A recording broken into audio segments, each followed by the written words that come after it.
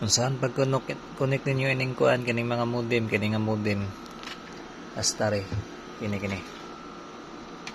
una inyo sa i-reset yan ang password sa likod ang pangana GLT reset sa ninyo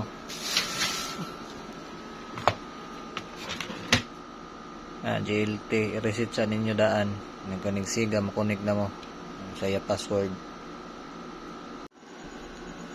nang reset ini sa kilid kiri babaw kana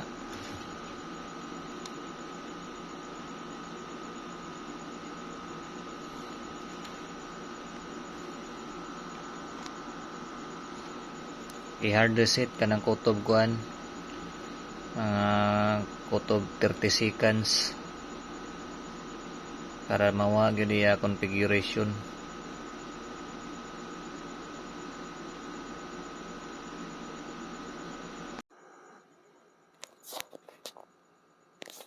connect naman ta na mao niya pangan converge mga rin nata sa kuan iya IP nginig porma ha nag-able ninyo ngarisa mo sa akin tulo ka tuldok sa inyong kuan yung ngari mo sa inyo kining Chrome nakakuha naman na daan gud unya ngari mo tulo ka tuldo dire babaw tulo ka tuldo kunya induto ning desktop site para mogamay na siya na mogamay unya ang kuan username take password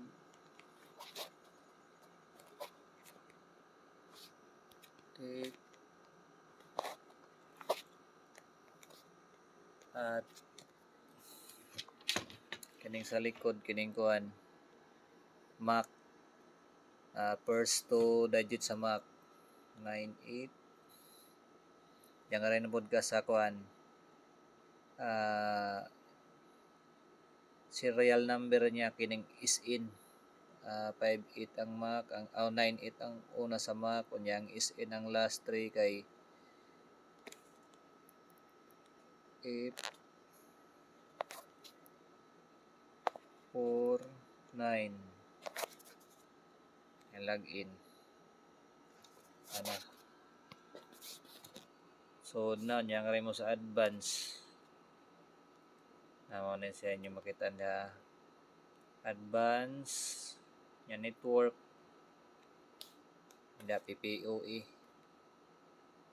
di mo mag-configure na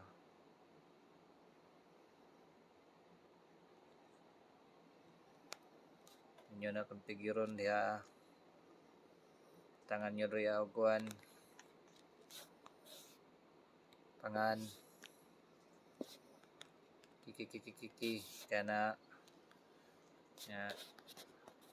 ya po password ya kining IPv6 ato lang na i-off kung na gamit kanya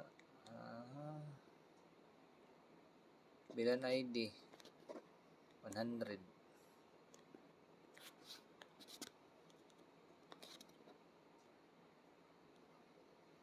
na 100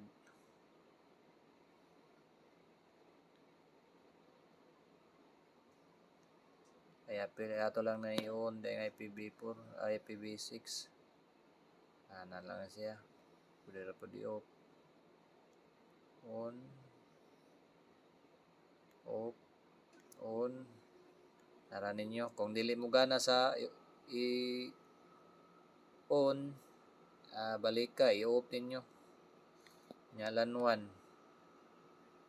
na pinuto ninyang LAN 1 na mudako na siya enable na siya LAN 3 nigdako LAN 2 na 4 basta mo dako mao na nya save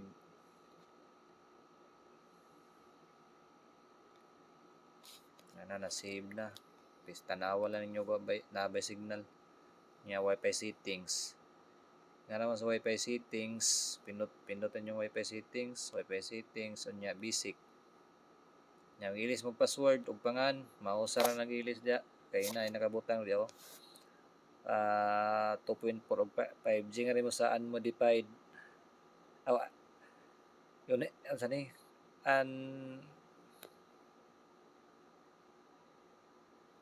unified band settings kana kay para mausa ra na siya. Magilis kag pangan diha. Magilis kag password diha. Yeah. Save. Maura.